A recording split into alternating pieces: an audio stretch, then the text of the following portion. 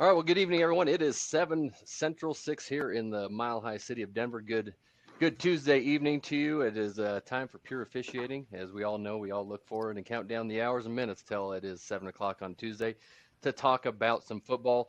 Want to start off by, letting you know how much we appreciate your support. I appreciate all the feedback that we get after each and every session. For those of you that reach out via email, via text, whatever method you reach out to us, we do appreciate that. And so, as more and more folks start to get into live action with more leagues coming on this past weekend, and I think in a couple weeks we have Big Ten coming on in the Pac-12. So more and more people are going to be working football and watching football. So make sure to tell all of your friends in officiating about pure officiating and what we do here on Tuesday night, because I think we all learn and grow together the more of us that are involved. So with that, we are going to spend tonight talking about a particular foul that sometimes can cause some confusion for folks, and we're going to be talking about illegal blocks in the back and what all goes into an illegal block in the back. What are we looking for to identify a block in the back? Because we have certain things in the rule book, we have certain things in the philosophy manuals. But we want to kind of dissect that just like we do here at Pure Officiating. We're not just going to watch plays and say, hey, this is a foul, this is a foul, this is not a foul. We are going to dive deep into that to hopefully give us all a better understanding so that we can process that on the field when we see this type of action. So tonight's uh, leaders are, myself, this is Corey Luxner, and we also have Brandon Cruz, Tuta Salam, and brother Daniel Young from Houston, Texas. So we're going to get started here. Let me get some slides up. We're going to start it that way tonight. So illegal blocks in the back. It is simply defined in Rule 234A and B.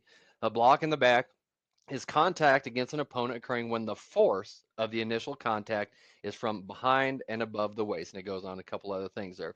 So I underlined and put in bold force there because we do want to see some type of a force. I mean, sometimes you're going to see a hand kind of feeling it out there, but you definitely want to see a force that gives the opponent that's receiving that block a force that makes them move in an unnatural manner, so to speak. So, another thing to think about, the position of the blocker's head or feet does not necessarily indicate the point of initial contact. So, when you're talking about a block in the back, you need to see the actual back. So look at those numbers on the back of the opponent who is receiving that block. Don't worry about where the head is, where that blocker's feet are, because that could confuse you and fool you into thinking that something happened that necessarily may have not happened. Okay. We move forward in the rule book to Rule 936 to say that a block in the back is illegal except for some certain situations.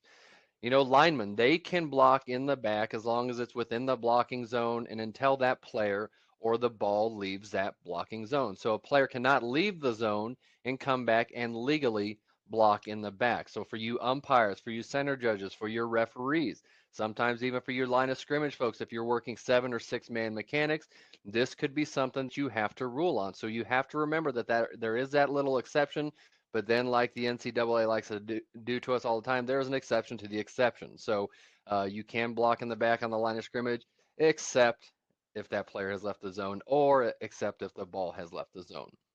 Another time is if a player turns his back to a potential blocker. He sees that thing coming, and the blocker is committed in a certain position, a certain angle of attack, and then all of a sudden at the last minute that defender turns his back to that blocker. That is not going to be an illegal block in the back. So again, we always talk about processing and seeing the entire play. And so if you see just the very end and a guy goes flying forward on his face, if you don't know exactly how that happened, that's probably something you want to process and pass on because you didn't see the whole thing. Because as Murphy's Law states, if you only see the tail end, once you see it on video, you're going to see, oh man, that guy just turned his back at the last minute, and that really wasn't a block in the back. When a player is attempting to reach a runner or legally recover or catch a fumble, backward pass, a kick, or a touched forward pass, you can legally block in the back. So if he's trying to get at a runner, get at a fumble, we can push in the back, to the waist. We can't go below the waist, obviously, from behind. That would be a clip. But you can push to get to those loose balls or to get to a runner. So always think about that. I know I always got confused. Okay, can you block in the back on a fumble, or can you hold? Because I know one is legal and one is illegal. And so Over time, I realized, okay, you can block in the back, you just can't hold. We already talked about a player turning his back. Sorry about that. Then the last one here, when an eligible player behind the neutral zone pushes an opponent in the back to get to a forward pass. So you have to think about this would be a screen pass or some type of a bubble pass. That's, a swing pass behind the line of scrimmage. If that happens, an opponent can push in the back to get to that forward pass. So think about that. There are a couple different nuances and changes in the rules when a pass is behind the neutral zone or behind the line of scrimmage. Now, of course, we're talking about DPI and now illegal blocks in the back. Some of the philosophies we use with blocks in the back. Blocks that start on the side but then end up in the back are not fouls as long as contact is maintained throughout the block. So if you've got a good side block, and then something happens that makes the opponent turn and the block ends up in the back, as long as that contact has been maintained, that is not a block in the back. So what are we looking for in those situations? We're looking for a clear and distinct separation, and in essence, that the first block ends and then a new block begins, which gets it into the block, to be an illegal block in the back. Another time that we're going to pass on a block in the back is if that block occurs at or about the same time as the runner being tackled.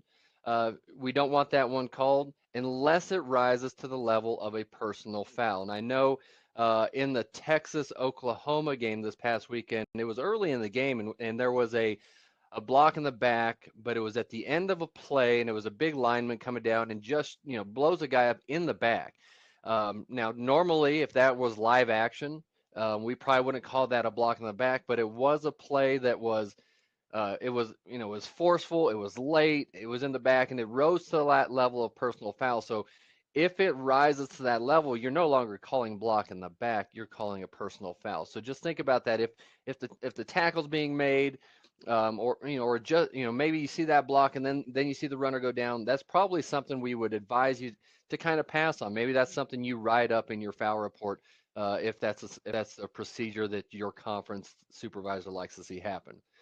If one hand is on the side and the other's in the back, but the initial force is in the back, that's when we're going to think about fouls for IBB. So go back to that definition of illegal block in the back, and you're looking for a force. So just because a defender or a blocker may have a hand on the side, that doesn't automatically exonerate him from a foul for intentional block in the back or illegal block in the back. We need to see where that force is coming from. And so how do you judge force? Well, you want to see how that opponent reacts to being blocked. Does he, all of a sudden get a booster and go forward, or does he go to the side? That's really how you can help train your eyes and train your visual mechanics to see that, okay, that's how this defender went. That's where that force must have come from. So just don't get into the habit of exonerating blocks in the back just because you see that hand in the side. Again, the force, it doesn't have to be huge force. You don't have to see a guy, jump 10 yards. It can be slight. It can still be a foul. If it propels that player past a runner, that's enough to do the job and to clear a running lane for a runner. So sometimes it doesn't have to be the big, huge fouls. It can be slight. And so I think blocks in the back sometimes that can make them difficult because not only are we judging to say, okay, where are the hands? Then we got to deal with the force and, is it relevant to the plays at the point of attack? There's all kinds of things that go into blocks in the back that, a lot of folks think, oh, yeah, that must be an easy call. It's in the back or it's not. But there's so many things that go into it in order to process a block in the back. So think about that. And then lastly, but certainly not least, if the blocker is in chase mode, all action must be from the side. And so, that appears in our officiating manual under philosophy, and it just says chase mode, but nowhere ever will you find the definition of chase mode. So we definitely want to touch on that because I know it's a moniker that's put out there in officiating, and we want to make sure that we're all thinking of chase mode as the same. And so, think of the word chase. And so when a player or a blocker is approaching an opponent from behind, that's what we're looking for chase mode. If you're going, I know Tuta, you love geometry, you love math, you love science, so I'm going to throw in some parallel perpendiculars here for you to just kind of scratch that itch for you. When a player is not on the same yard line as an opponent, if going parallel to the sideline, that is chase mode. So let's say both players are running down the hash. One is at the 45, one is at the 48. That is going to be a chase position because he is chasing that player down. Now, can you have chase position going perpendicular to the sideline? Yes, you can. You can have a receiver trying to crash down and chase a linebacker down, or you can have during an interception return or a kick return that player is chasing down that same yard line. Say they're running straight down the 45. You can still have chase mode. It doesn't have to be going north-south. It can happen east-west. You're typically going to see this when a player is beat and trying to catch up or chase down the opponent. So think of punts. You have a gunner for you deep wings out there. You have that gunner that's being blocked, and that the defender kind of chucks him, but then the gunner gets past him. He's automatically in chase mode, and so you have to recognize that early and process the play accordingly. Identifying this chase mode will help you process the IBBs that you see more consistently if you can pick up that chase mode and go from there. And so before we get into the plays, do we have any type of questions from our membership?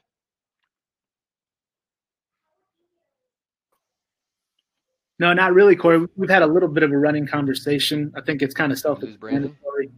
Yeah, you got me? Can you guys hear me? Yeah, yep. We're hearing you. Hear you loud and clear, Corey. Can you all still hear me? Oh, Somebody boy. in the chat, tell me if you hear me or not, because I lost Brandon. Corey, can you hear me? We are hearing Corey, but it doesn't appear like he's hearing us. He's reconnecting.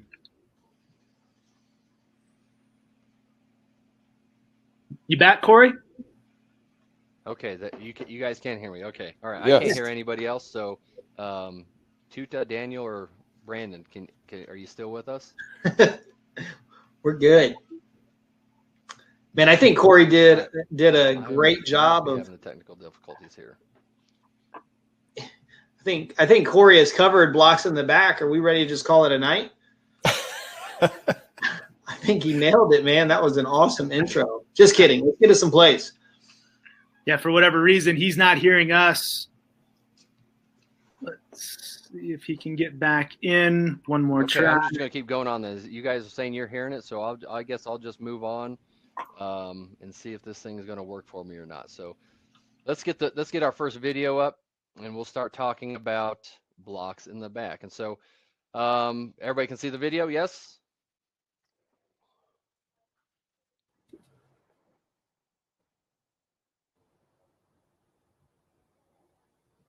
Hey, Brandon, do we need to pull the trigger and hit the panic button again? Well, I don't know. I don't understand what's Corey's deal. Yeah, just his volume, maybe. We'll figure it out. Take it away, Corey. All right, I'm back. Can you all hear me? Yes. All right, I don't know how it just straight up crashed on me, so I just reloaded the thing. So all right.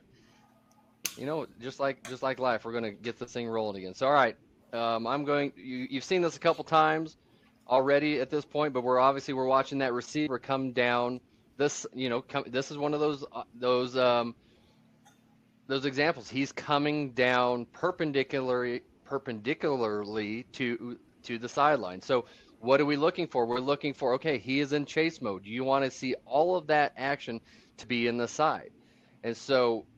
Here he comes, blows him up right in the back. And so this is an example of chase mode that you don't see from it's coming from the sideline, coming down, it's perpendicular, it's coming down the same side, I think, what is this, the 40-yard line, squarely in the back. So when you're in this type of a chase mode, we need all contact in the side of that opponent. And so that is something, as we start to dissect these plays, this is exactly when you start to think about chase mode. It doesn't have to develop, for a long period of time or a long length of the field. It can happen pretty darn quickly, as illustrated in this play. So do we have any questions before we move on to our second example of this, or anything else we want to go on with this one? Hey, Corey, talk about someone is asking a question about material impact on the play. And I know you mentioned earlier about a block that ends as a block that's occurring as the play is ending and other things like that. Maybe talk about material impact on the play. Right. So, we talk about, two-step processes all the time. And it seems the more and more we get deeper into to different plays and different categories of plays that, there's two-step processes everywhere. And so when you see this type of a block, you have to find the ball. And, same can go for a hold. If you see an offensive hold outside, you want to say, okay, where is it in relation to the ball? So in this situation, you see this foul and you look to the ball and you see that ball carrier is still up. He's still moving.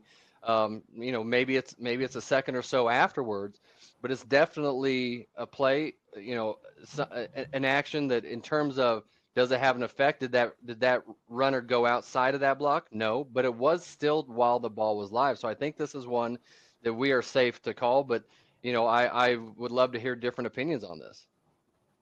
I think. Yeah, go ahead. Sorry, go ahead, Brandon. Okay, well, look, I'll chime in on that. Certainly, yes, we want this called. We can't just let offensive players go and I mean, it's not targeting, obviously, but he's like targeting this guy in the back from a chase position. So we can't just let offensive players do that. There's enough force here where certainly it rises to the level of an illegal block in the back. Daniel, what do you think about, going all the way to blindside block here? Yeah, that's a good question. I think, and that theme may or may not reoccur as we go through these videos, because often there's going to be elements of blindsidedness, help me out there, Tuta, with blocks in the back because they're occurring in the back. So you don't really have a lot of opportunity to protect yourself. And so sometimes we may have to make that distinction. And so what we want to do there, and correct me if I'm wrong, but I think really what we want to look at is the degree of force. And we're gonna get that indicator from the way that the blocker delivers the contact. So if you watch right here, are we seeing this? Is this playing for you guys? It's paused on mine. I don't. It was paused on mine too. I'm gonna try to stop the video and start it back up. Corey over there is over there in Denver, Westminster, just killing everybody with his dial-up, man. Get off the damn dial-up. It's a virus. We're watching kind of. I mean, there's certainly contact, but that's not. He doesn't deliver into the defensive back. There's not a lot of aggression. He just kind of ducks his shoulder down into him, and the guy's already running forward, so he runs flat on his face.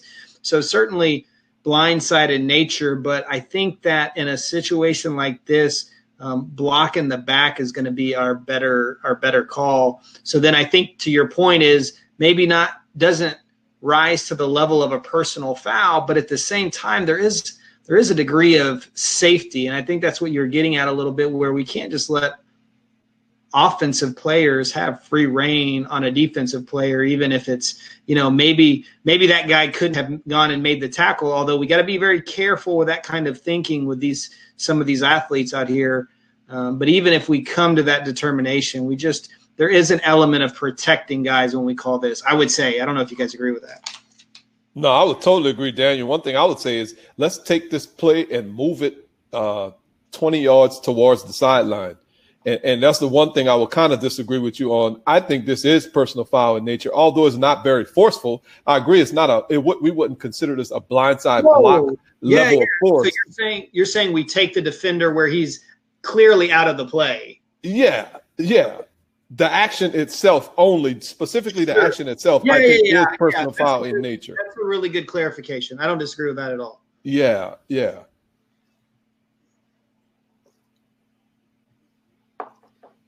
I like also, just want to make sure everybody caught, I think Corey makes such a great point that sometimes we have a misconception of chase mode in a lot of different ways. And one of the things I've learned over the years spending time with these guys is you don't have to run in chase mode for 30 yards. You can get in chase mode in 2 steps. And that's kind of what happens here, where he starts out perpendicular and then about 2 steps before contact, he ends up in chase mode. So that's a really good distinction, I think, for us to grow through tonight as well. So there's a comment also, and Michael is saying we could justify this as a personal foul. I don't think in this situation, Michael, we want to call this a personal foul because it is still within the framework of football. It's really a block in the back. This is not a player who's completely and totally removed from the action. He's right in there, all in the vicinity of the action. So I don't think this is a personal foul. What the point I was trying to make is the action itself, if removed from this particular geographical location on the field, could be construed as personal foul in nature. But if we put everything together, considering the ball, considering the location of the ball, considering the location of the action, considering the severity of the contact, I think this is not something that we would justify as a personal foul. However, if we were to move this action completely away from the area, then yes, we could consider it as personal foul. Yeah, and I appreciate that clarification too, Todd, because there's no absolutes. Well, there's no absolutes in what we do, and so we have to be careful to make sure that we don't take a scenario and attach it. Oh, sorry, wrong one. Hey, I'm back. Can y'all hear me yet? Yes. Thank you. We can absolutely say that Corey is screwing up the session tonight. That's an absolute. That's an absolute. Hey, let's go back to this philosophy real quick, okay? Because this was a change in the philosophies that occurred a few years ago, and it was a little bit subtle, and in my opinion, didn't get a lot and certainly not enough attention. But we used to say that if there was a block in the back that occurred as the ball carrier, was being tackled, that it was not a foul. We were not going to call that foul unless it rose to the foul, or it rose to the level of a personal foul or personal foul in nature. Remember that? Yep. Well, what happened a few years ago, and again, this was really subtle, and I know because I kind of misapplied it. But anyways, we added a caveat at the very end of that comment that said, or there is forcible contact. Mm-hmm. And we've really taken that to the point where, because there's a huge spasm or space between just a block in the back and personal foul in nature, right? There's a lot of things in between there that could happen, and some of those we're going to want to call as a foul. So let's say that this same action, and correct me if I'm wrong, Brandon, but this same action is happening, tell me what you guys think, as the ball carrier is being tackled. This may be a touch early. Let's say this is exactly as he's being tackled. While not personal foul in nature, because of proximity and the things that Tuta outlined, man, I think we want to call this foul based on our philosophy as it's written today. Yes. Absolutely. I think this is a foul all day long. Particularly like for the points that Brandon made. I mean, we just can't have offensive players just slamming people in the back. We just can't have that. It's not like the same as grab and restrict a few blocks away as the runner's being tackled. We need to make sure we do not apply what used to be the same philosophy there to this, right? Forcible contact in the back is a foul. Now we got to decide, does it rise to the level of blindside? I think I heard the guy say in their judgment on this, no. If your defense wants it called as a blindside block, it's perfectly fine. No judgment here about that. But from our training and our experience, we don't see this as a blindside block. I agree with that. Good play. All right, shall I try to move on or see if I can screw this up some more? Well, just be careful. Oh, man. First we have Brandon up in Lake Walla Walla Walla screwing everything up. Now we got Corey. Man, I had a good streak going, too. I haven't screwed up a single one of these things yet. That's true. That's true. Yeah. I don't have a hurricane or anything going on either to blame it on. All right, well, let's go to a second play and see what happens here. So this is – it's going to set up an awful lot like this play that we just watched. And so this play happened just this past weekend. This is the OU-Texas game down at the Cotton Bowl. And so we're going to watch the same type of action. It's going to be coming from the top of the screen, so a deep wing key, crashing in, coming perpendicularly to the sideline, and he's looking to get that linebacker. And so for you deep wings out there, even you back judges, this is the type of play that you should start to put in your memory banks. Okay, when you see this action, there's got to be antennas. Yes, you've got all kinds of fouls you'd be looking for. We always think about blocks below the waist, the crack back type of block. blindside blocks, but you also have to put into your hopper the illegal blocks in the back. So on this type of a play, when you do see, you want to have everything. You're looking for that contact to be in the back, and so if would we say this is a chase position? I would venture to say this is not a chase position because that defender is staying there. He's not chasing him down, so he's coming from the side. So when you are coming from the side, we need to see that force come through the back. And so when while these plays are very, very similar, there are subtle differences to see how you would process this type of play. And so coming from the side, coming through the back, those are the things that you need to process in this play. And we could talk about the timing element of it. We could talk about, okay, did this guy, did the defender lunge towards the ball carrier to make the tackle? But again, these are two very similar plays, the same type of action by the offensive player, just with different contact against that defender. And so I think these are two good plays that can compare and contrast, because you're going to see this type of play quite often because and as that deep wing, you're not pressed. So as soon as your receiver starts making a beeline inside, that's got to raise your antenna. It's got to be a big warning sign that guy is he's doing something. So you can think about pick routes, you can think about blocks.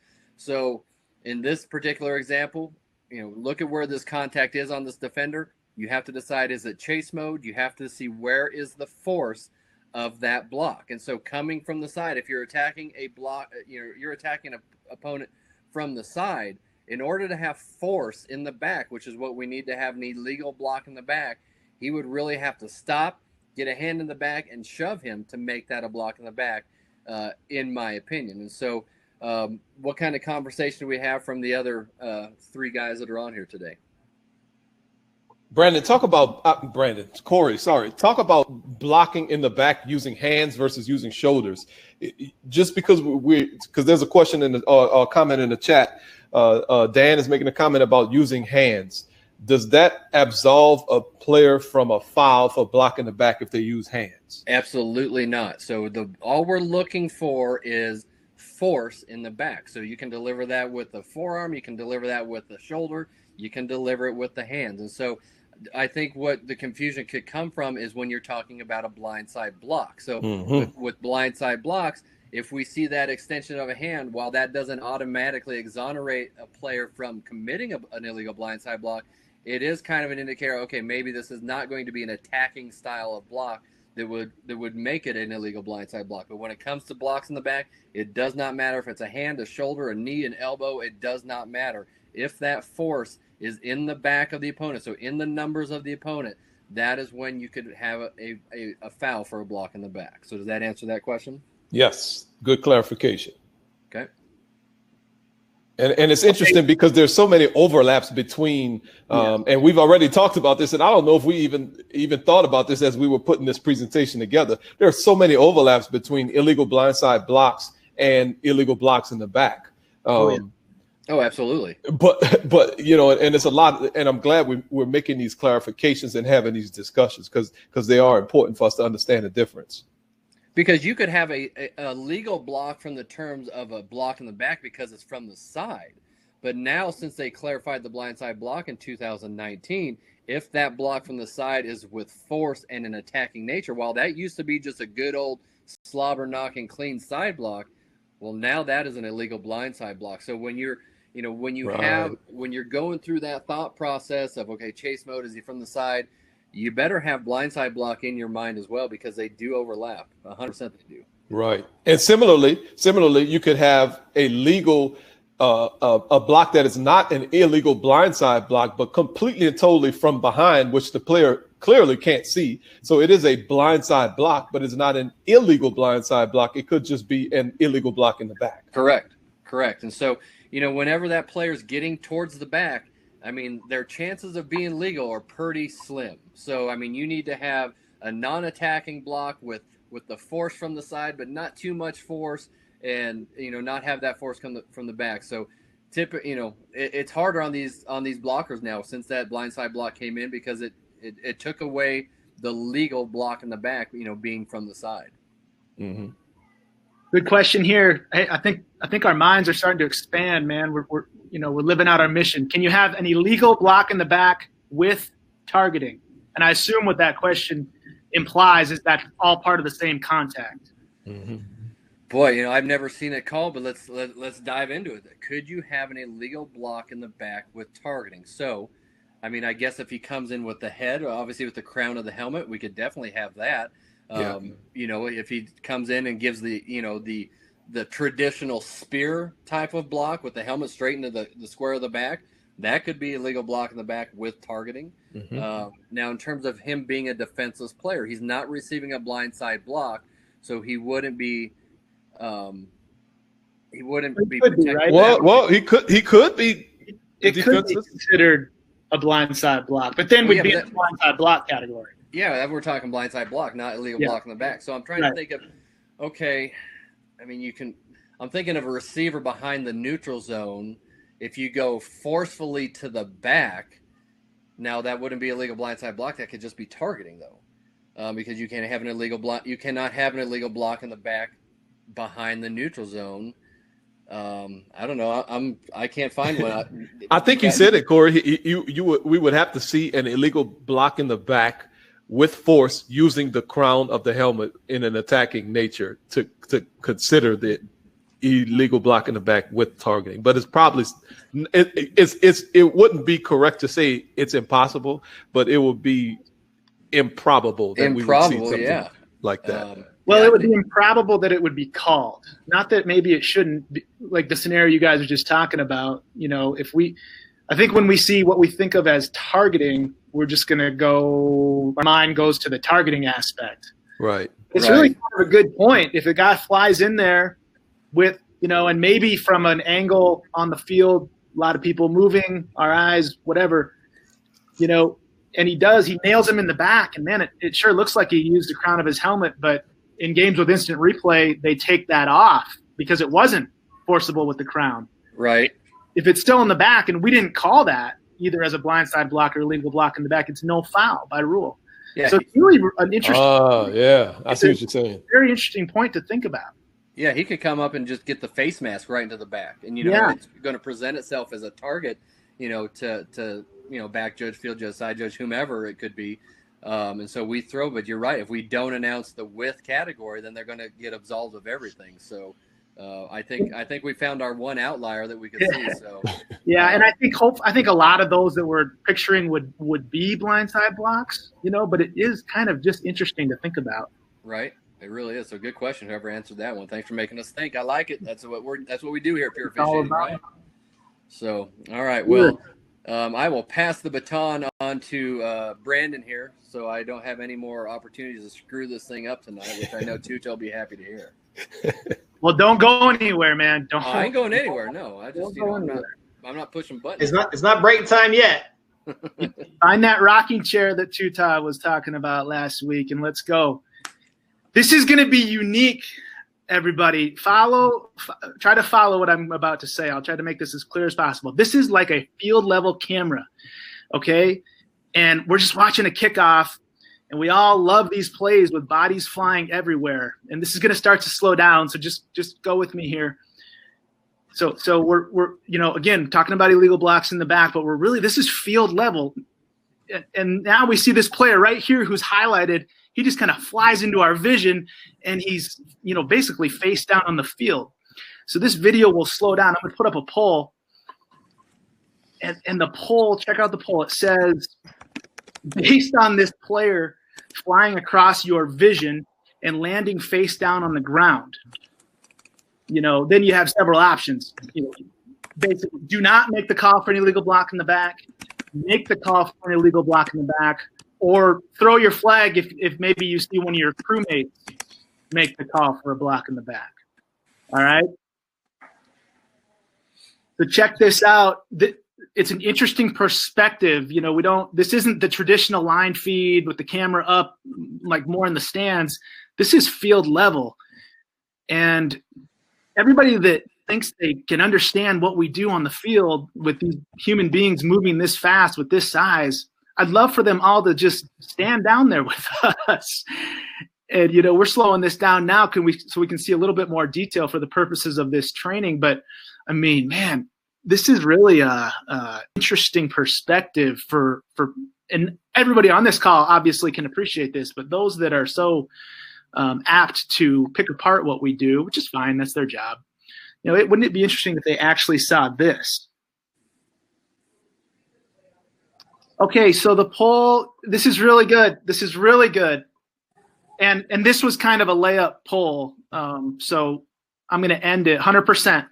100%. Do not make the call for an illegal block back. And that's it. That's really excellent. We can't guess on these. We really have to see the whole play. So let me go back. And now, I mean, look at how easy this really will become when we start to show the whole play and what happens here. And I'm not trying to say anybody was wrong, because you work based on what you saw. You worked that play absolutely correct from that vantage point. But now watch. Now we've got a clear and obvious block in the back. So I guess part of the point here is for everybody that said, how could they have missed that? Well, if we had the angle we had with all the traffic in front of us that we had with that first shot, we can't call that. So we can't just go calling things just because, look at that player flies across our vision and he's face down. And yeah, maybe I could bet that it was the block in the back, but we don't bet as officials in any walks of life, especially on the field. We don't guess. So we got to just be 100% certain. Guys, just thought I'd take a little bit of different approach and really try to incorporate with video what we're doing. And it was awesome to see the community make 100% the right decision. But we all see that this is a clear and obvious block in the back. It's only clear and obvious if we actually see the whole play. What other thoughts or questions would you have?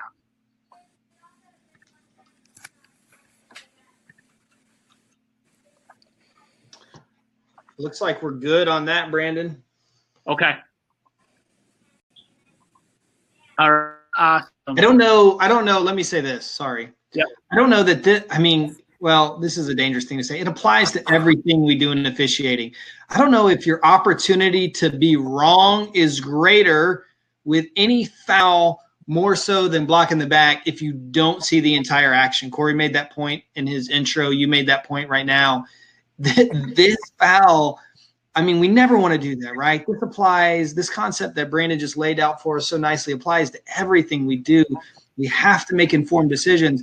But if you want a really high likelihood of being wrong, call what you think was a block in the back. That's right. And you'll be in good shape for being wrong.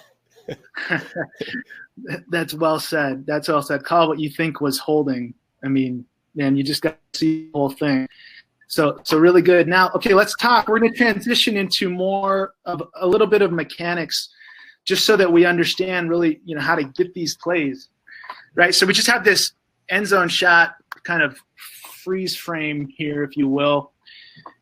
And there's a lot of overlap, crew of 7, crew of 8, kickoff mechanic. And we're kind of, I know what the mechanics manual says and what the appendix said a couple years ago, so we're kind of using a hybrid. So we're going to have an umpire is going to come out to around here, and they're going to be a little bit farther downfield. Back judge down here, and certainly we've got our deep wings over, here working this area. And then so we're going to have zones, but we're also going to have, lanes, and we don't want to be. Let me talk about what I mean. So this kind of zone out here is going to be more of the umpire, and Corey and you guys will help me out with all this. The deep wing will kind of be in here somewhere. I'm not sure how they laid out these zones, because it was, if we're just being honest, it was an abject failure, and then we'll have the middle of the field. There's all these boxes, and it doesn't really work that well. And this play shows, kind of why. If we were just working zones, and then off the screen here would be the line of scrimmage and the referee. But if we were just working zones, we might miss this, because this is a short kickoff. And as I just kind of play this slowly, I don't know if he meant to kick it like that, but it's weird because, okay, who's watching the player right there unsuccessfully gain, possession? Okay, now we're off that. We got to find blocks. Now this ball hops up. we're kind of in scramble mode, right? So if we were just working those zones that they laid out, that wouldn't be an ideal approach. The real question is, this player comes all the way across, number 82 in black here comes all the way across, and then we do have what Corey laid out nicely as a clear and obvious chase mode, and we get this call. We actually get this call from the line of scrimmage looking back this way, which is really excellent mechanics. Now, is he good, or did he get lucky? Maybe he's looking at the ball and he just so happens to see this as it comes through, but just for kickoffs, don't just – I guess that my point is, and I think the guys will back me up, don't just be stuck in what somebody tells you is your zone. We have to be able to move our zone to players. And, like if the line of scrimmage guy here was back at the 20-yard line where there's nobody and he doesn't think he can call this just because of some arbitrary zone that somebody thought of in a conference room, that's not how we want to officiate. We want to use real-life examples like this and go ahead and make these calls. So anything else on kickoff mechanics? I just wanted to kind of start there and transition into play 4. Yeah, I'll jump in on that because I think this whole zone shift in mechanics was made just because of the 2-man wedge, which I have yet to see a 2-man wedge called. And so I think we identified early on last season. I went away. I mean, I know our crew last year, we went away from using the zones because we were stuck looking for something that wasn't there. And, the old mechanic of following your 2 or 3 keys down the field will take you to the action.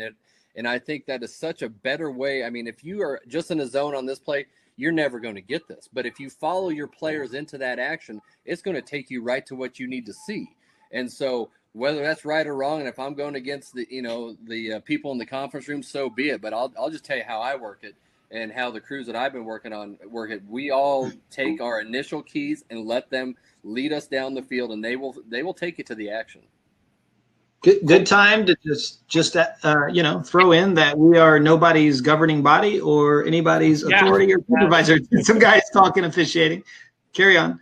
Yes, cool. No, thank you. That's a good disclaimer. Thank you. We do want to share best practices, and we all tried this zone concept with nobody's ever seen a wedge two-person wedge in the front line yet. At least I haven't. And so I think that's what the zones created. And we were losing a lot of our optimal coverage. Right. And so I want to piggyback on what Corey was saying. And Brandon, you kind of chided me last week for simplifying the uncomplicated. I think this zone thing was a solution for a problem that never existed. Yeah. And quite frankly, after week 1, or actually week 0, I completely and totally did away with it. And I know sometimes we have a particular supervisor who joins us. Thankfully, I don't want to call his name out, but he joins us on our calls from time to time. Close your ears, Mr. Supervisor. I completely and totally disregarded this exactly like Corey did and went back to what our tried and true practice that works. Grab your initial keys and follow them down the field. They will bring you directly to the fouling action. If you try to work this zone concept, you're going to see a bunch of players running around and crashing into each other, and you have no idea what happened. Just like the original video that Brandon showed from field level, you're just going to see people flying all over the place. You have no idea what's going on. But if you take your initial keys, follow them down the field, I promise you, your ability to find fouls will be tremendously increased. Preach, Brother Salam. I love it. Thank you. Sorry, man. I like it. I love it. I get that zone thing just bothered me so much, and it just ridiculous. Yeah. Well, okay. Yeah. I mean, look, I think it was probably developed with a good idea, but things. You know what else didn't work all that well that we found was just standardizing the side judge on one side of the formation on scrimmage kicks, scoring scrimmage kicks, field goals or PATs. Right. And that's something that we've really disregarded as well, almost officially now. I don't know if we're officially away from the zones, but we should be. Officially, so far as I'm concerned. Officially, not just us talking. Right. Okay, good. So here we go. Staying with kickoffs. All right. Staying with kickoffs. This play's going to loop. And now that we understand our mechanics, we just we want officials to follow threats.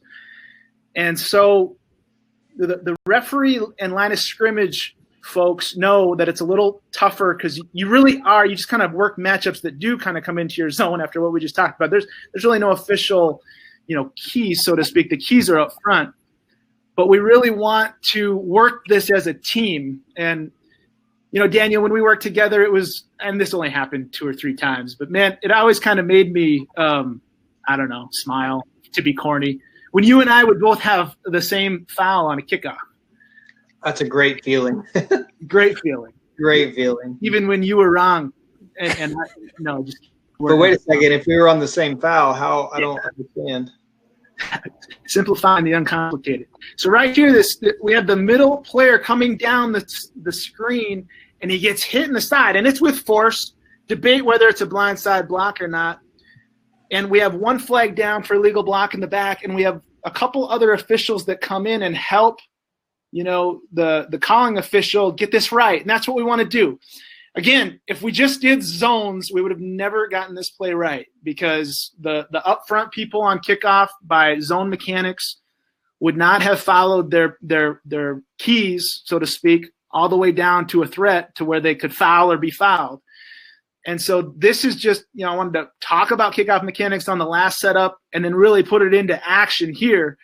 And in the context of illegal block in the back, this is clear and obvious contact from the side, and really he's leading with the hands. So, debate blindside block. I think we've covered that enough if you want. But this is clearly not an illegal block in the back. And we have indicators.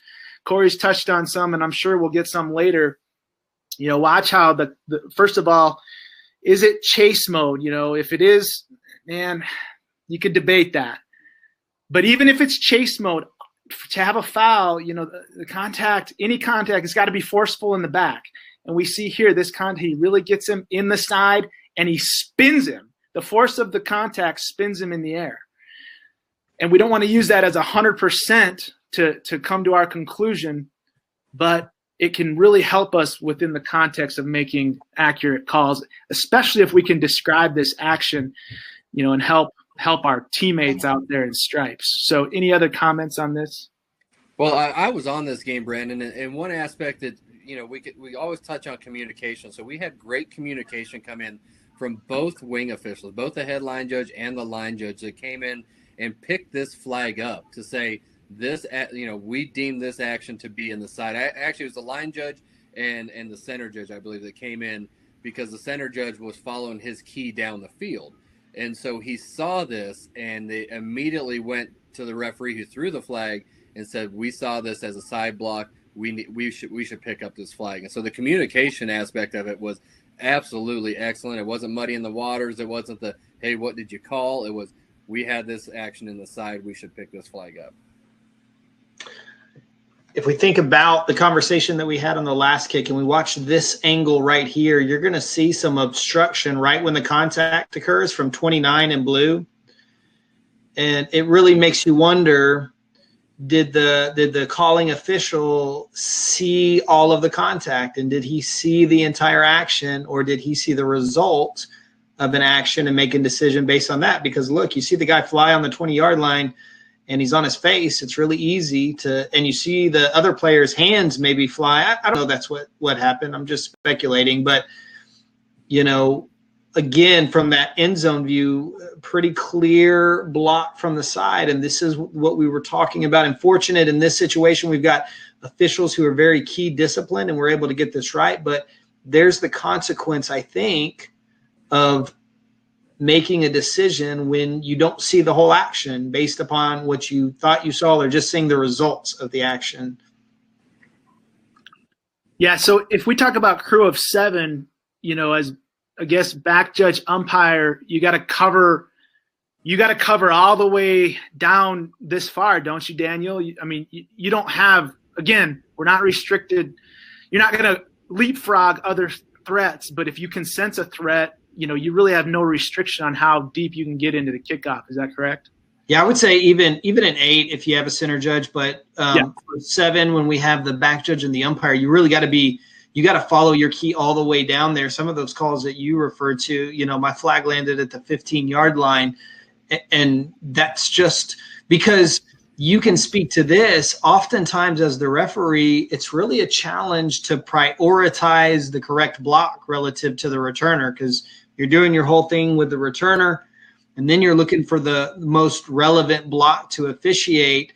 And if you choose wrong, and then we haven't been disciplined on, I don't know what you would call it, not really the back end, but, down there by the kicking team restraining line, I guess by that point we're at the receiving team restraining line, it's back judge and umpire.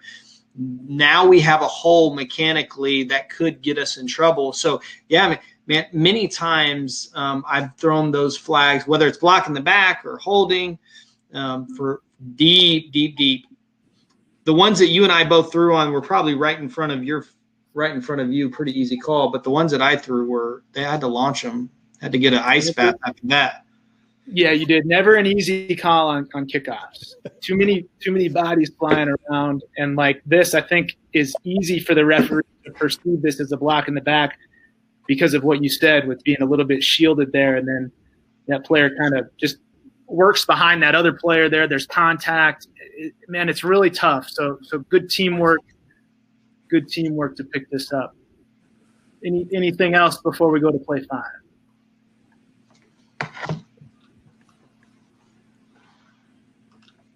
Let's do play 5. Let's do it. Right, here we go. Get away from kickoffs for a second. Let's look at another concept that Corey touched on in our opening. We're going to start with a poll here. Let me get this going. Then we'll go to the video.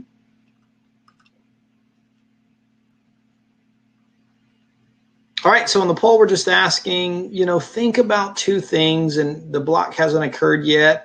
Right here around the 39-yard line, down here at the bottom between the numbers and the hash, we're just wondering, what do we think about, A, the proximity to the ball carrier, and then B, about the nature of, or is it forceful in nature? Maybe that's not a good way to say it. That's leading. Is it forceful enough to be a block in the back? So we'll give it a few minutes. I know there's a lot to read on this poll, but I just want to say, for the record, I didn't type all those words. I'm poaching this poll because I got just hammered on that last time. But again, watching the block between the hash and the numbers down here at the bottom of the screen around the 39-yard line, just wondering, is it close enough? Is he already past the runner? Is the runner already past the defender, rather? Is it enough force? We talked about that. The word force is in the rule. And you know that here at Pure Officiating, we like to get into physics. I believe force is an element of physics, strength or energy. So is there enough force? Force is equal to mass time acceleration, sir. Yes, sir. Yes, sir. That's right. But that's not necessarily a definition. It's just a formula. Would you like for me to go deeper? Okay. No. Please don't. Please don't. I think we've got the results in. Yeah. It looks like we're pretty split for why this isn't a foul. Really, really even. And in between, it's not forceful, and the ball carrier is really already past the defender, and then both, it's not forceful and he's past the defender. And then a heavier number, up to 47%, is saying that it is a foul, it's forceful, and close enough to create an unfair advantage. Let's just talk about the force, because I think one of the things we wanted to accomplish tonight, and the reason we felt like this was a worthwhile pursuit for us, was this is a really nuanced call. And I guess because it's nuanced, and most things that we do are, but because it's so nuanced, it can be really challenging. There's a lot of things for us to consider. And Corey talked about the idea of force, and force, I think, creates a picture in your mind of something severe, but the reality is force, like so many things, whereas in blindside block, it says force of bull, which to me is a little bit different, but force is on a continuum. There's a scale of force. And really the way we need to judge force when we're talking about block in the back is the degree of effect it has on the defender, right? So if we have enough force to produce some kind of effect on the defender, if we expend enough energy going to my physics background that doesn't actually exist to move the defender, then you know what? That block is forceful enough to qualify as a block in the back, right? And of course, like everything we do, we're exercising judgment and we're just working with the facts as we see them. But when we see a defender fall forward, especially when a ball carrier is running by him, guys, let's just go ahead and decide together that that's enough force. And listen, with the angle, it's hard to see what the hands do, but let's just watch the body of the defender. And as he lurches forward, that's a kind of effect we're looking for, that even though it's not forcible in the sense that he just cremates the guy and annihilates him, he does impact his ability to make a play. Okay, everybody good with this idea that just the force aspect of it? Corey, I thought you talked about that really, really well to start. Is there anything we need to add to that? Or no, I think you touched on that perfectly. It doesn't have to be something that propels a guy 10 yards. It's just enough to get him displaced is really what you're looking for. And so, the one thing that stood out to me on this play mechanically was who called this and who didn't call this, and to know if there was any type of conversation, because this flag, I believe, comes in from the center judge, who, he doesn't have, we've all, I was fortunate to have Tom Finken as one of my mentors growing up, and he always said, get in a position so you can look between players. And I don't know, center judge, he does have a little bit of an angle, so I think he has enough, but the line judge definitely has a good look. So I'm wondering if there would be any type of conversation with that to say, was he looking there? Was he just looking at the runner? It's just something that I'd love to have known the insight on that. Well, we've talked about it. And we analyze ourselves, and we make this mistake every week. We really do, if we're honest with ourselves. Right when the block in the back occurs, which we feel is a solid, example of a block in the back for a foul.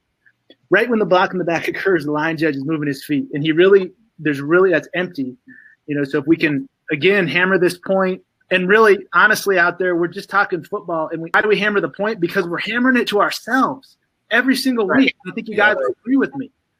Yeah, I can bring up 10 examples from my last game more. If I'm this line judge right here, why in the heck did I take that hop step back? I've lost all the detail that I needed, to absorb whatever or evaluate and make a decision on what happened with that block right there.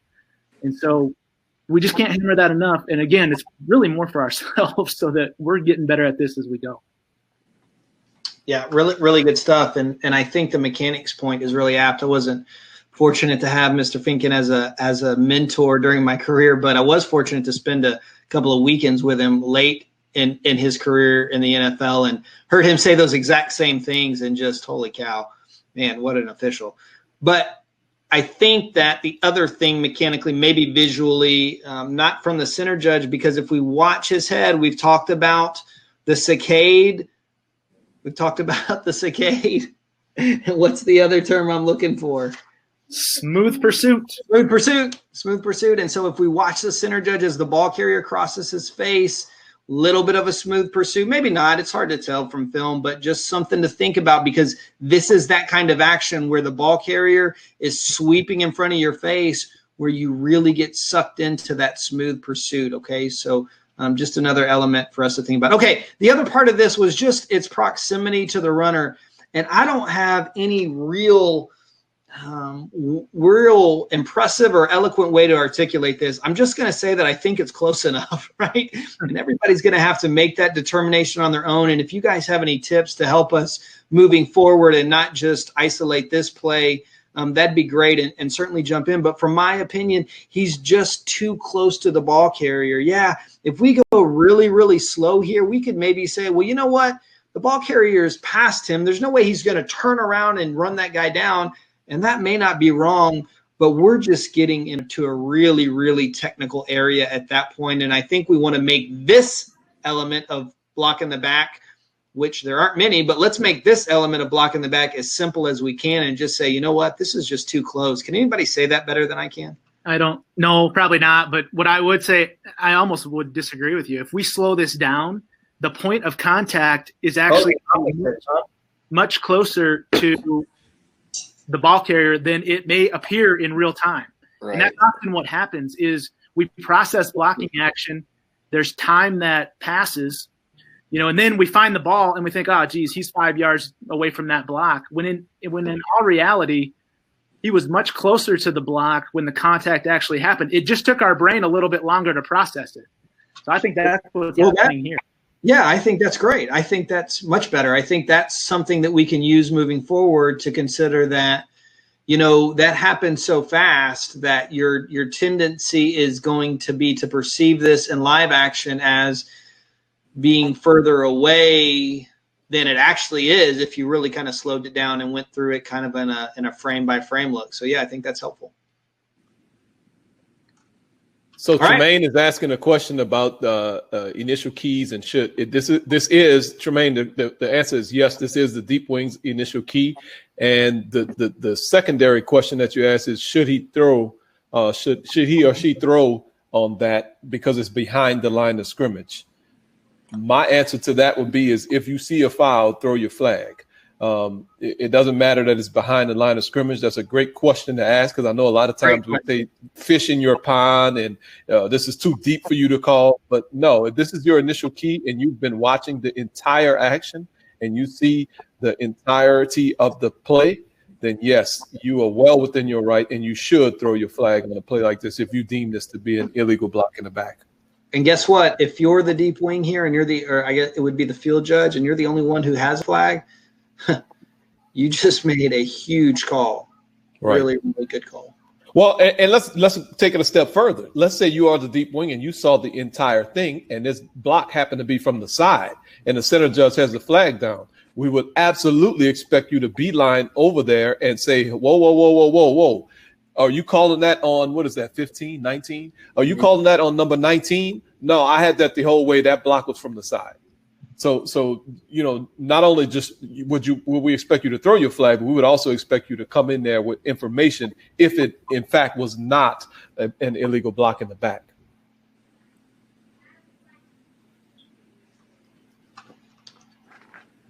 All right, man. Good stuff. Good stuff. We're ready to throw it to Mr. Salam and play 6. Well, hey, let's address Brett's really good question right quick. Do we have time? Yeah, of course. I didn't see it. Let's do it. Take it away. I will go ahead and get this play up because we see this a lot, and I know he sees this.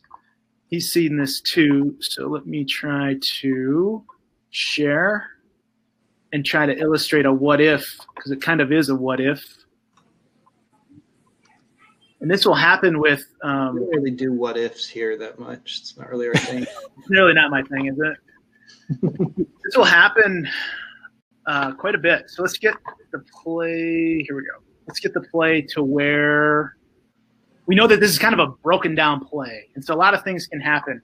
And so let's forget about this for the time being, and instead let's assume that maybe it was this guy right here had circled out farther, and now he gets himself almost right to where this player is. Okay, so just put this, and I want to make sure I capture the essence of Brett's question. But if we replace what was a receiver peeling back with a lineman in this exact same posture, I think the question is, and just type in if this is not your question, but I think the question is it, do we still call this the same? And the answer is yes, right? And we'll see this a lot on even design screenplays where we'll get out here like this. Let's just say, let's say we're going to throw the ball out. So let's say we throw the ball out, either a normal running back screen or like a wide receiver screen out here. And a lot of times these linemen will release down like this. Mm-hmm. And there'll be a defensive player that's in pretty good position moving this way, right? So the linemen really, when they come back like this, they have to get the proper angle so that they don't put themselves at risk of putting themselves in a chase position. And then they're always going to push that little guy down that's out there. And if they're already beat and they didn't take a good angle, we want that called as an illegal block in the back as long as all the other conditions are met. So hopefully that helped answer that question. Anything to add? Yes, Brandon, don't change your screen yet. Hold your screen right there. So got it. Point of clarification. Let's say with Brandon's amazing graphics here that we had that block by an offensive lineman inside the numbers, and then still we're playing what if scenarios. What if we still had this receiver at the bottom blocking? If we are a deep wing at the bottom, what we do not want you to do is ignore your block here, your primary block responsibility, to go and focus on that offensive lineman who could be about to be blocking somebody in the back. So just a little small point of clarity on that. That's right. We want the umpire and the line of scrimmage guy to work this, and I would think this would apply to whatever crew we're working. Yeah, potentially the back judge. Yeah, back judge could get there too for sure. But I mean, the umpire, if these linemen release out and then are work themselves into a chase position, man, there's nobody in a better position to work that. You know, referee, center judge.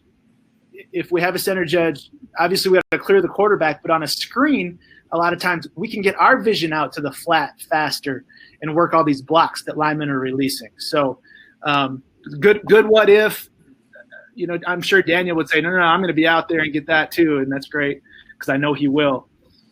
A lot of potential for coverage on these plays. Sometimes we just end up, you know, what we have to evaluate is the lineman, did he take a good angle and is he beat? Or, I mean, is he, you know, is he basically it's almost like a shoulder to shoulder situation. If he can get him from the side, that's fine.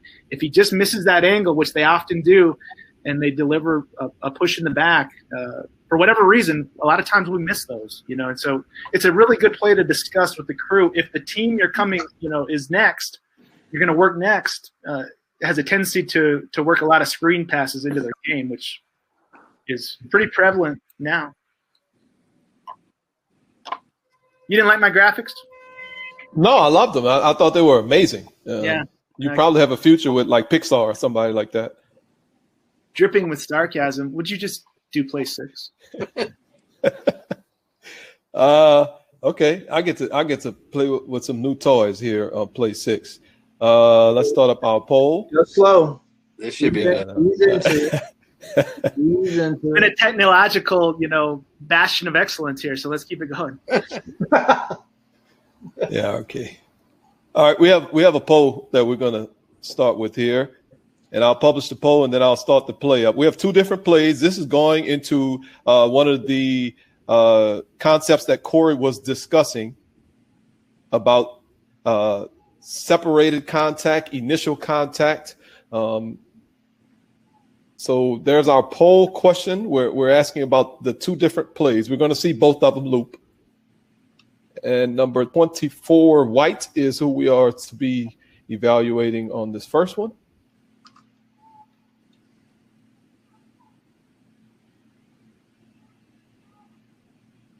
And then the second play is going to be a punt play. I know 2 different types of plays. We're going to evaluate this action right in front of the receiver.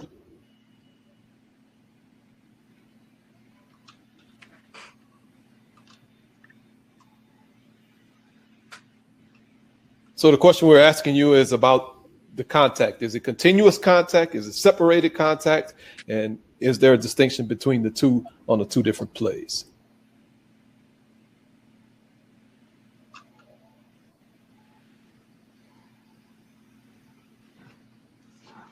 And we'll loop the play around again. And I'm sure everybody will be just overwhelmed with joy to know that I have now been able to figure out how to share my screen. So I'm just going to share my screen just to be sharing it. I have no real reason to share my screen, but I'm going to share it anyway just so I can draw on the screen and share video.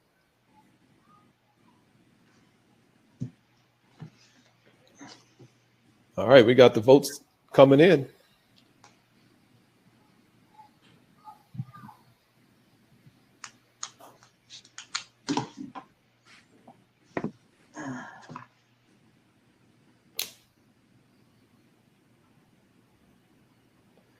Votes are coming in, getting close to time to shut the polls down. What is it, 8 o'clock local time, polls close, I believe? Getting back into election talk, but we're not doing that. Okay, sorry. That's a fine. Thank you. All right, let's end the poll. And we're all over the place with this one. This is great. Yes, love it. 42% of us said the pass play is continuous contact and the punt play is separated contact. 28% of us says the pass play is separated contact and the punt play is separated contact. And 21% of us said the pass play is separated contact, but the punt play is continuous contact. And then 7% of us said neither one of them is separated contact. So 70% of people thought the second one was a foul with separated contact, and 49% of the membership thought the first one was not a foul if you combine all those stats. Damn, that was quick, Corey. Yeah, I'm glad you did that because I would have no idea. Okay. So good. So 70% of us said 100. Now what? What's that? all right. Corey's numbers don't equal 100, so now what are we going to do? That doesn't matter. Two separate pieces of data. Oh, okay. All right, here we go. Here we go. Oh, Lord. Got a new toy. I like it. Here we go. So this is one of the dangers, and I think Brandon was making a mention of that. And this is why I love when Corey brought the definition up earlier. We talked about illegal block in the back, and Corey underlined force, but the very next couple of words was initial contact. So if we look at this and we just take a snapshot of it and we say, oh man, that is clearly and obviously a block in the back. 24 is clearly and obviously blocking that guy in the back. But let's reverse. And the main thing, that the concept that we want to talk about on this particular action is continuous versus separated. If our contact is continuous and it starts on the side or starts in the front and ends in the back, then we do not have a foul for illegal block in the back. If our contact starts in the front or starts on the side as a legal block and there is a separation and then what we could say is a secondary act, then we would have an illegal block in the back. So let's take a look at the action at the top of the screen. I want to draw on the screen too, man. I'm gonna figure all this stuff out. Hold on. Oh, slow down. So here we go. We look at number 24. And I'm just going to put a circle just because I have a circle. Look at that. We look at number 24. And here's the important thing. If we are using our visual mechanics properly, what we would know is at this point in time, a player is about to catch a ball. So probably we have the deep wing looking at the player catch the ball. We probably have the short wing looking at the player catch the ball. We might have the back judge looking at the player catch the ball. But as soon as the ball is caught, now we need to start finding some other things to work. If I'm a deep wing at this point in time, I'm most likely not going to watch the ball carrier now because I have the primary responsibility for the ball carrier is the line of scrimmage official. I can't see who else is in this screen off to the side, so I don't know if the back judge is going to be working this block right here, or if the deep wing is going to be working this block, or both of them would be working this block. But what we see initially is number 24 has his arm in the side of number 14. I don't think anybody at this point in time will consider this an illegal blocking action because the contact is from the side. Then if we let the play continue, oh, what was that? We see the force ends up in the back. And okay, I'm going too fast. Golly. Somebody needs to teach me how to work this thing. We're doing great. Come on, Rob. I wish I knew how to do super slow-mo. Use your arrow keys. Uh-oh, there we go. Arrow keys. Okay, so what we want to see, and of course we know the players move this slowly on the field. We see the contact begin in the side. Oh, there goes Tuta. Okay. All right. I've got a question. Thanks for saving me, Tuta. I appreciate you. What you got? Totally off the hook. Help me out here. And this is genuine. And I think it's important that, the members, the community knows, like we really are part of the value in this, we believe, is just having really open and transparent conversations. Something I think about, and not necessarily relevant to, maybe not applicable to this specific action, but one that I've had in the past and has spurred some thought. When we look at that philosophy, the idea is that if the block starts in the side and ends up in the back, No, we're good. Keep going. I got it. If the block starts in the back, in the side, and ends up in the back, we don't have a foul for blocking the back. And we often, understandably, we use, and we have tonight, the term contact starts in the side, right? And then we transition to force in the back. The question that comes up in my mind often, and really want to hear what you guys think about it, is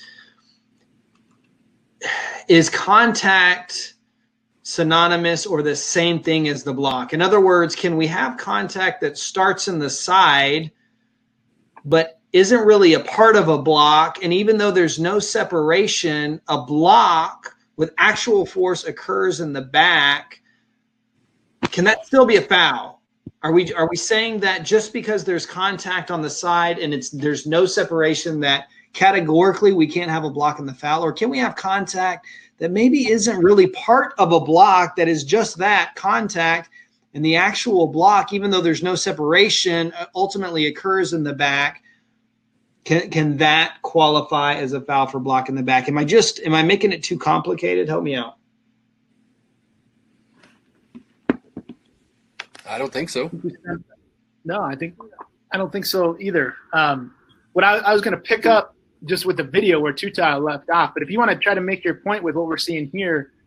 I think clearly here 24 is leaning into the defender, right? Yes. And there is a blocking act happening here, in my opinion. I think with that forearm, he's leaning onto him, he's doing something, and then he continues that block. Let's say we don't perceive that, but rather he's got a hand on him.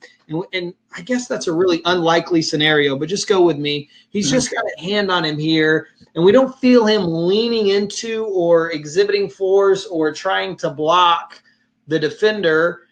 And then, even though that hand never comes off, he ends up on the back and he shoves him into the back, and really that's where the block occurs. Are we comfortable saying that's a block in the back, even though the contact started from the side and there was no separation, but the contact wasn't forceful or blocking in nature at all? Or is that just way too fine of a line for us to try and draw on the field? Well, I think it is pretty a fine line. And how, then we always have to go to what? Consistency. Yeah, consistency. Sure. And with this player, warding him off, now he's going and he just kind of works around, but does 24 ever really lose this, where he started this contact right here? I think where Tuta was going. And I don't want to, basically contradict, Daniel, the point you're trying to make. Well, it's really not a point I'm trying to make. It's really a genuine question. I'm really interested in it because I've thought about it a lot. And I think there's validity to it. But again, when you go to consistency and what we can actually do on the field, what we can apply, I don't know if it works.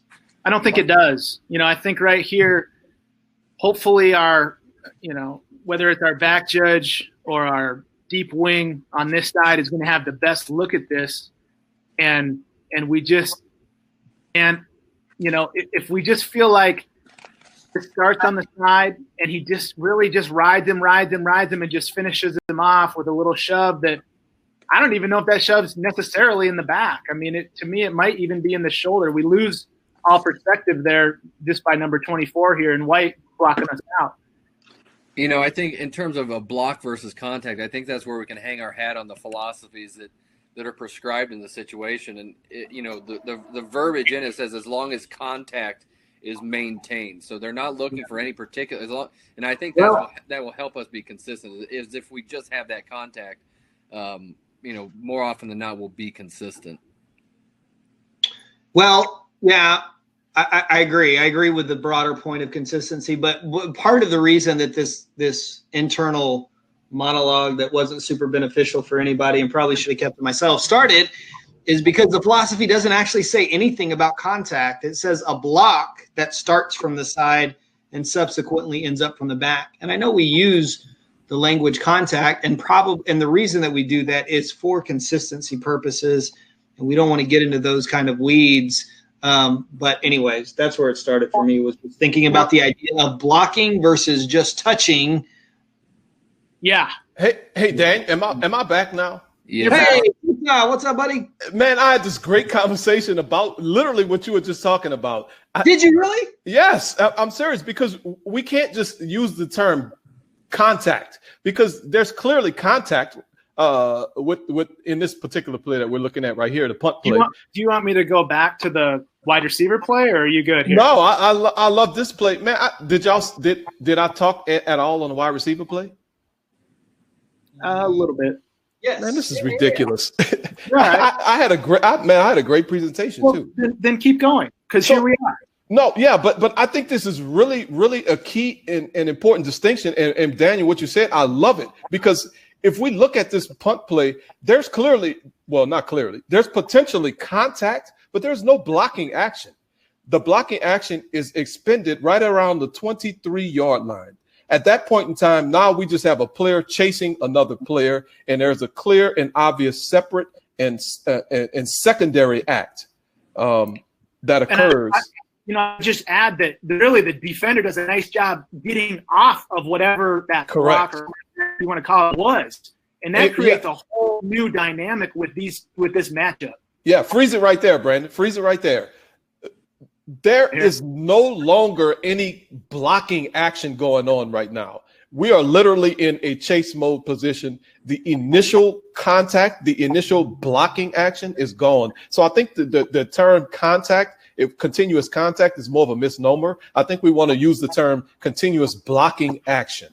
So Tuta, if that left hand just stays there and never officially separates, we're saying that the block is done, that's a separate and distinct act.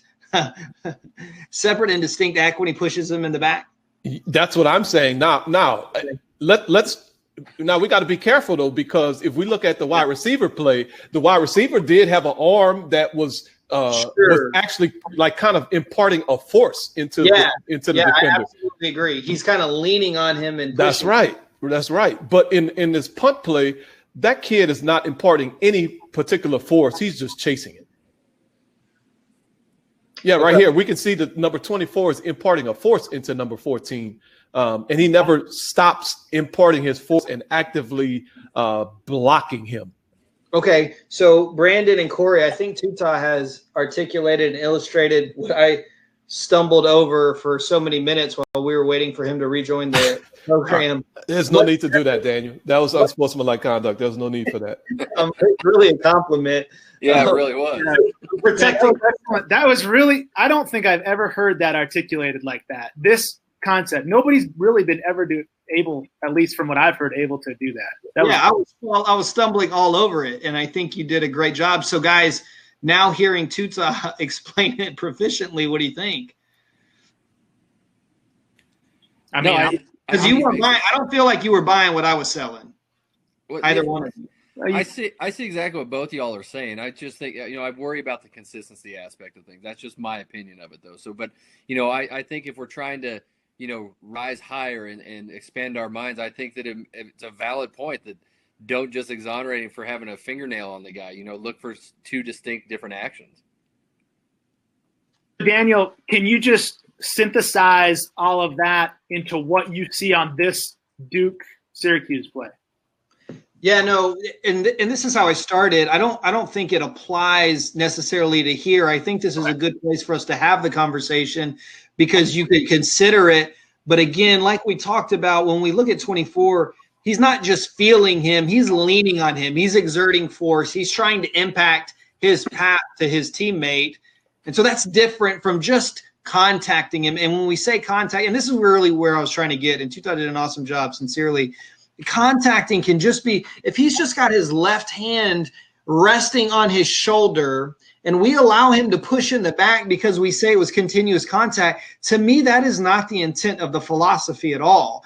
The intent of the philosophy is a block that starts on the side and ends up in the back, which is exactly what this is. Yes. He's blocking this player. He's impeding him from getting to the ball carrier, and then he ends up subsequently pushing him on the back. I think this is exactly what the philosophy was intended to allow, whereas when we look at the punt play, and maybe you can't tell for sure, right? He may separate all the way. Who knows? Only the guys on the field. But maybe that hand just stays there on the hip, but then in a totally separate action, he pushes him in the back. Mm-hmm. Well, that's not, in my mind, my opinion, what the philosophy was intended to allow, right? So that's what I was trying to say. I like the way you just said it there. I do too. And blocking the back is fun. Could you say more? You're looking for a separate. You want to maintain engagement versus contact. I mean, is that? Oh yeah, that's a good word. I like that. I like that a lot. Hey, can we in next production meeting can we work on this screen share thing, because that was kind of embarrassing. I mean I was on a roll too. You were cruising. I was feeling so good for you. It's almost like it was a Wi-Fi thing. I don't know. Maybe we should keep talking about it, because I'm sure that's really interesting content. Yeah, I'm sure our community would love to hear our IT stuff. Hey, how can you have – I mean, we went round and round with targeting, but that's really complex. Who would have ever thought illegal block in the back was – right? Are we over-complicating it, or is it really this nuanced? And I know the answer, but – It is. It is. No, it is. Listen, if we go out, here's just an old Southern cliche for you, all willy-nilly, throwing blocks in the back, we're going to be in trouble. And this is really the conversation that Corey and I were having over the weekend, watching More Fortunate Brothers get to work football, was about how, there's a lot that goes into this consideration when you're thinking about calling a block in the back. And it doesn't get a lot of attention, and it's easy to go wrong. And, I don't know. We don't call – I called one last year, and that was probably the only one I've called in 2.5 to 3 years. Well, I guess this year doesn't count. I didn't call any the year before. Anyways, we don't call it a whole lot, but so what? We're going to have to make that decision at some point, and let's be really, really prepared to get it right. Well, and it goes to back to the thing we say a lot, which is it's not about what the flags we throw. It's about the decisions we make. And I mean, a lot of decisions, like on the Duke-Syracuse play, hopefully to not call it. But are we making the decision because we're prepared and we understand why, or are we just kind of hiding and just, hopefully getting through? And we want to be more active in the former rather than the latter. I think that the biggest point that hopefully we can all take away from this is we have to see the whole thing. This is one of those files where if we don't see the whole thing, we'll get totally fooled. We might get fooled one way. We might get fooled the other way. We may get fooled into thinking it's not a block in the back. We may get fooled into thinking it is a block in the back. But the important thing is, for this particular file category, we have to see the whole thing. And a lot of times it's very difficult because we have players who are moving in total separate opposite ways, and then all of a sudden they come together, and then one of them falls to the ground, and then we have no idea, man, what in the world just happened. And then we have to that's where we have to lean on our experience, on our training, on our philosophies, on our mechanics to really be able to evaluate that action. Man, yeah, I hope everybody's staying safe out there. Doesn't it feel, it's starting to feel like somewhat of a real football season? I know it's weird. Those of us fortunate to work games so far, who knows how long they'll last. It's weird when we work, but it is actually starting to feel like a real football season, don't you think?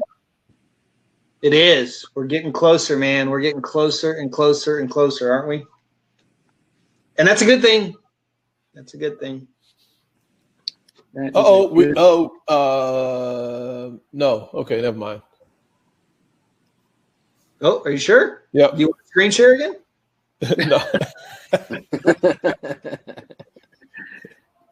Well, you know what? This was a lot of fun. Yeah. I don't know I hope everybody's having as much fun as I am with this, and really just appreciate everybody's engagement.